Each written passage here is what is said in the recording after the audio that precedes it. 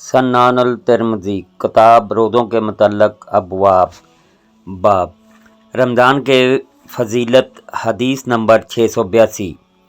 अबू हुरैरा रज़ियल्लाहु अन्हु कहते हैं कि रसूलुल्लाह सल्लल्लाहु अलैहि वसल्लम ने फरमाया, जब माह रमज़ान की पहली रात आती है तो शैतान और सरकश जिन जकड़ दिए जाते हैं, जहन्नम के दरवाज़े बंद कर दिए जाते हैं, इनमें से कोई भी दरवाज़ा खोला नहीं जाता और जन्नत के दरवाज़े खोल दिए जाते हैं, इनमें से कोई भी दरवाज़ा बंद नहीं किया जाता। पुकारने वाला पुकारता है, खैर के तलबगार आगे बढ़ और शर के तलबगार रुक जा।